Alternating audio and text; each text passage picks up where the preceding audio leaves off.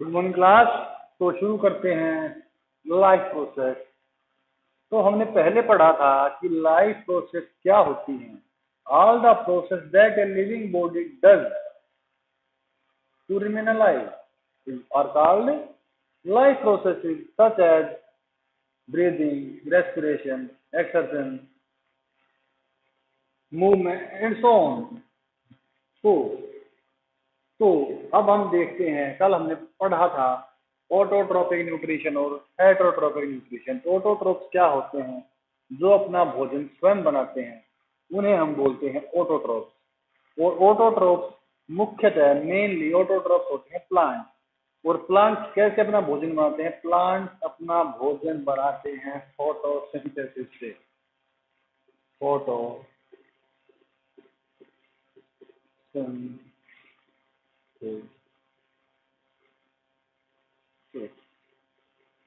Photosynthesis से अपना भोजन बनाते हैं। तो फोटोसिंथेसिस कैसे काम करता है?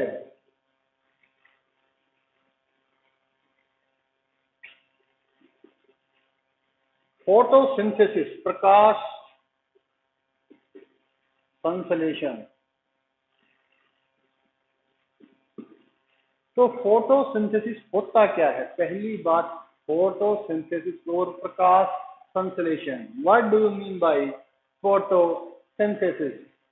So we can easily define photosynthesis. So let us start. Photosynthesis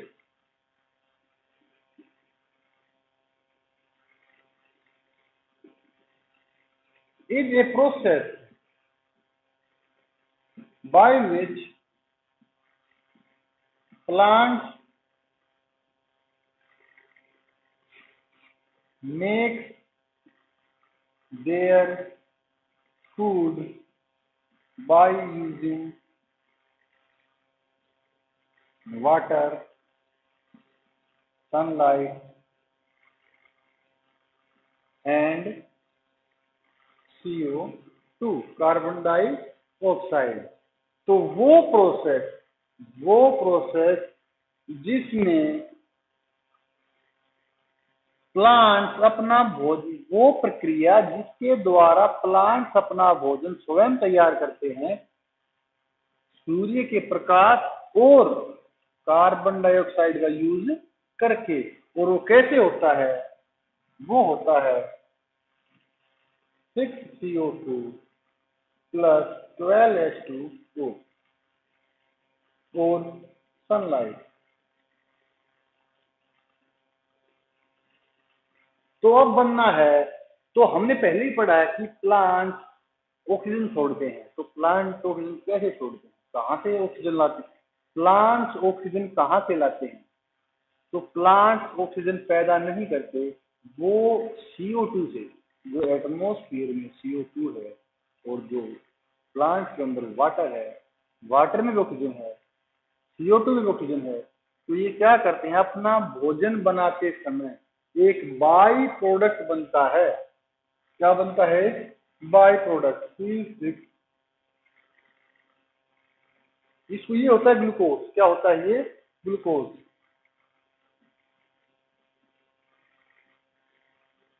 तो ये है फोटोसिंथेसिस। तो फोटोसिंथेसिस कैसे हो रहा है? फोटोसिंथेसिस आप देखिए, 6 मॉलिक्यूल कार्बन डाइऑक्साइड के, 12 मॉलिक्यूल H2 यानी वाटर के, और इसको रखा सनलाइट में। और ध्यान दीजिए, सनलाइट में वही पौधे अपना भोजन बना सकते हैं जिनके अंदर क्लोरोफिल होता है। और क्लोरोफिल क्या होता है? क्लोरोफिल वह पिगमेंट है जिसकी वजह से पौधों के पत्तों का रंग हरा होता है। तो ये जो प्रोसेस है जिसमें कार्बन डाइऑक्साइड के 6 मॉलिक्यूल और पानी के 12 मॉलिक्यूल मिलकर ग्लूकोज, ऑक्सीजन और वाटर। तो ध्यान दें कि प्लांट्स ने क्लोरोफिल के द्वारा सनलाइट को एब्जॉर्ब किया और उस लाइट का यूज करके 6 CO2 प्लस 12 H2O इनको आपस में कंबाइन किया और इससे क्या प्रोडक्ट बना? इससे बना ग्लूकोज। इसको बोलते हैं ग्लूकोज। ऑक्सीजन और H2O। तो हमने देखा कि जब पौधे अपना भोजन बनाते हैं, अपना फूड प्रिपेयर करते हैं, तो दो बाई प्रोडक्ट बनते हैं। एक तो बनता है H2O जो कि हमारे लिए लाभदायक ही होता है, और दूसरा होता है O2 ऑक्सीजन। ऑक्सीजन तो हमारे लिए मोस्ट इंपॉर्टेंट है क्योंकि हम तो सांस ही ऑक्सीजन में लेते हैं। तो प्रकाश संश्लेषण या फोटोसिंथेसिस क्या होता है? डिफाइन फोटोसिंथेसिस, और हिंदी में बोले तो प्रकाश संश्लेषण क्या होता है? So we can say photosynthesis is a process by which green plants prepare their food just by using sunlight, water and carbon dioxide। तो हमने ये रिएक्शन नीचे लिख दी है। तो ये रिएक्शन का मैकेनिज्म क्या होता है? तो सबसे पहले क्या होता है, फर्स्ट स्टेप में chlorophyll absorb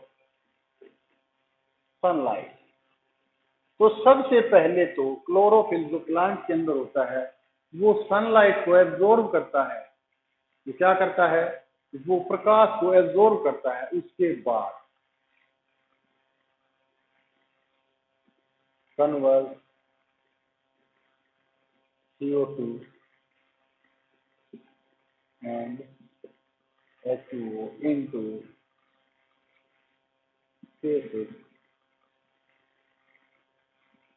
O6 and O2 and H2O।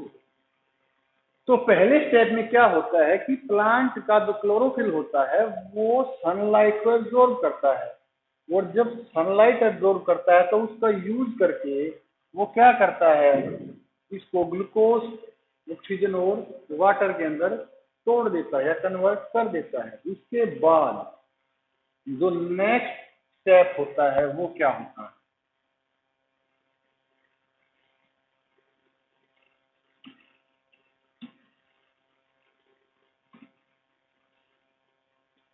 तो नेक्स्ट स्टेप ये होता है कि जो एक बाई प्रोडक्ट बने हैं, release O2 and H2O into atmosphere. तो तीसरा स्टेप क्या होता है कि ग्लूकोज को तो ये यूज कर लेता है, और उसके बाद जो ऑक्सीजन है, जो बाई प्रोडक्ट है, जो एक्स्ट्रा वाटर वेपर्स हैं, जो वाटर बना है, उसको ये एटमॉस्फेयर में रिलीज कर देता है। और रिलीज कैसे करता है उसका भी एक मैकेनिज्म होता है। एक होता है स्टोमाटा। क्या होता है ये? स्टोमाटा।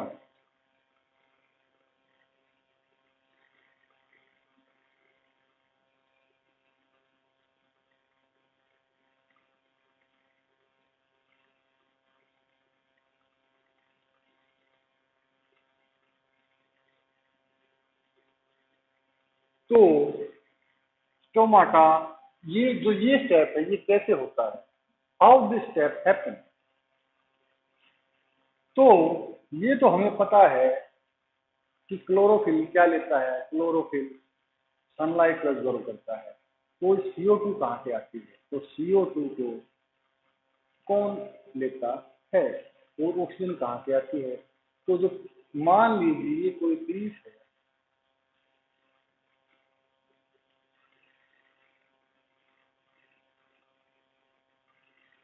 मान लीजिए कोई लीफ है, अगर हम इस लीफ को ध्यान से देखें माइक्रोस्कोप में, तो हमें इसकी सरफेस पर बिल्कुल छोटे छोटे छिद्र मिलेंगे, जिन्हें बोलते हैं stomata.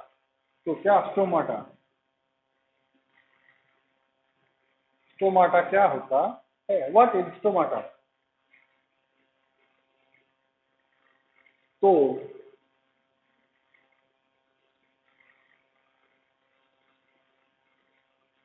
stomata, these are teeny holes. These are tiny holes on the surface of leaves, leaves of a plant. So these are very tiny holes on the surface of leaves and they are used for exchange of CO2 and water by plant. So they are very tiny holes on the surface of leaf. तो ये जो leaf होते हैं, जो पत्ते होते हैं, उनके ऊपर बिल्कुल छोटे छोटे छिद्र होते हैं जो कि यूज किए जाते हैं प्लांट के द्वारा। किस लिए? गैसों के एक्सचेंज के लिए। किसके लिए? गैसों के एक्सचेंज के लिए। एक्सचेंज का मतलब क्या है यहाँ पर कि पहले स्टोमाटा CO2 अंदर लेता है, उसके बाद वो ग्लूकोज में कन्वर्ट होती है, उसके बाद जो बाई प्रोडक्ट होता है O2 और H2O, उसको स्टोमाटा वापस से एटमॉस्फेयर में रिलीज करता है। तो ये है स्टोमाटा का कार्य। और ये कार्य कैसे होता है तो इसको हम देखते हैं दोबारा से।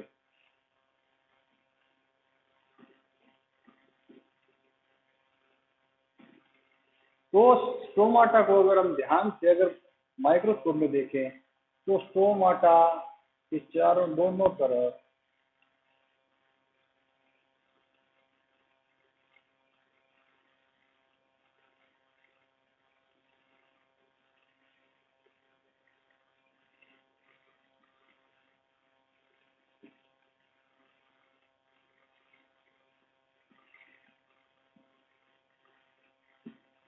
तो जो ये ओपनिंग है, ये लीफ है, ये लीफ का बाहरी एरिया है और ये है स्टोमाटा। ये कहाँ है? स्टोमाटा। ये है स्टोमाटा, ये छोटा छेद है। और इस छेद के चारों ओर जो होती हैं उनको बोलते हैं गार्ड सेल्स। क्या होते हैं? Guard cells. तो गार्ड सेल्स क्या होती हैं? मान लीजिए ये कोई छिद्र है और ये दोनों क्या है? Guard cells. आप देखिए ये क्या है? दोनों गार्ड सेल्स। तो क्या होगा जब पौधा सनलाइट को एब्जॉर्ब कर लेगा तो उसके बाद उसे चाहिए H2O और CO2। तो H2O तो आएगा रूट से। प्लांट अपनी जड़ों से जमीन से पानी को खींच लेते हैं, तो रूट से तो क्या आ जाएगा? H2O। लेकिन CO2 कहाँ से आएगा? तो CO2 आएगा कि जो स्टोमाटा है वो ओपन होगा इस तरह। वो ओपन हो गया और ओपन होने के बाद अब क्या हो गया? अब CO2 उसके अंदर चली गई और ये ये है गार्ड सेल। वो जो छिद्र है, ध्यान दें बीच का जो छिद्र है, जो ये बीच में छिद्र है, ये स्टोमाटा है। ये क्या है? स्टोमाटा। और इसके दोनों तरफ जो ये मैं अपने हाथों से बनाकर दिखा रहा हूँ, ये गार्ड सेल। और ये इस तरह खुलती और बंद होती हैं, इस तरह खुलती और बंद होती हैं। तो क्या होगा जब ये ओपन होंगी तो CO2 गैस को अंदर लेगा, वो फिर ये बंद हो जाएगी। फिर प्लांट सनलाइट में वाटर के साथ CO2 रिएक्शन करेगा और ग्लूकोज और ऑक्सीजन और पानी बनेगा। और जब एक बार फोटोसिंथेसिस कंप्लीट हो जाएगा तो ये गार्ड सेल फिर से खुलेगी। और क्या होगा? फिर से खुलते ही जो एक्स्ट्रा वाटर बचा हुआ है बाई प्रोडक्ट के रूप में, ये 6 वाटर मॉलिक्यूल थे वो, और जो ऑक्सीजन पैदा हुई थी 6 मॉलिक्यूल, वो स्टोमाटा उनको बाहर निकाल देगा। तो प्लांट कैसे गैसों का एक्सचेंज करता है? पहली बात, फोटोसिंथेसिस क्या होता है? Photosynthesis A process by which green plant prepare their food in presence of sunlight, CO2 and H2O। तो प्रकाश संश्लेषण क्या है? प्रकाश संश्लेषण वह प्रक्रिया है जिसके द्वारा पेड़ पौधे, हरे पेड़ पौधे अपना भोजन बनाते हैं सूर्य के प्रकाश और CO2 का यूज करके। जबकि किसी प्लांट में गैसों का एक्सचेंज कैसे होता है ये हमने पहले भी सुना है कि पेड़ पौधे कार्बन डाइऑक्साइड लेते हैं और ऑक्सीजन छोड़ते हैं। तो ये कैसे लेते हैं और कैसे छोड़ते हैं? तो इसका मैकेनिज्म होता है स्टोमाटा। और स्टोमाटा क्या होता है? What is stomata? Stomata, these are tiny holes on the surface of leaves by which plants exchange water vapors and gases with environment। तो स्टोमाटा क्या है? स्टोमाटा छोटे छोटे छिद्र हैं जो किसी प्लांट के पत्तों के सरफेस पर होते हैं और जिनके द्वारा प्लांट गैसों का और वाटर वेपर्स का आदान प्रदान करता है एटमॉस्फेयर के साथ। और ये how this exchange of gases takes place. The important question, how this exchange of gases takes place. So there is a mechanism. There is a mechanism. This exchange takes place through stomata. And what is the mechanism for stomata for this exchange? The mechanism is very simple. It is that there are guard cells. There are guard cells around the stomata, and these guard cells open and close stomata according to the need of plant. तो stomata के चारों ओर guard cells होती हैं और वे पौधे की जरूरत के अनुसार खुलती या बंद होती हैं, यानी कि गार्ड सेल्स स्टोमाटा को खोलती या बंद करती हैं जैसी भी प्लांट की रिक्वायरमेंट हो। अगर मान लीजिए प्लांट की रूट्स में ज्यादा पानी है तो स्टोमाटा ज्यादा टाइम तक ओपन रहेगा ताकि एक्स्ट्रा वाटर जो है उसको वाटर वेपर के द्वारा वो एटमॉस्फेयर में रिलीज कर सके। जबकि जब पौधा भोजन बनाता है तो वो CO2 वो लेता है और फिर बंद हो जाता है। वो फिर जब भोजन बन जाता है, जब ग्लूकोज बन जाता है, तो जो बाई प्रोडक्ट बचे हुए हैं ऑक्सीजन और वाटर, फिर उनको वापस से एटमॉस्फेयर में रिलीज कर देता है। तो ये था हमारा फोटोसिंथेसिस और ऑटोट्रॉपिक न्यूट्रिशन। अब हमारा बचता है हेटेरोट्रॉपिक न्यूट्रिशन और उसके बारे में हम कल डिस्कस करेंगे। Thank you.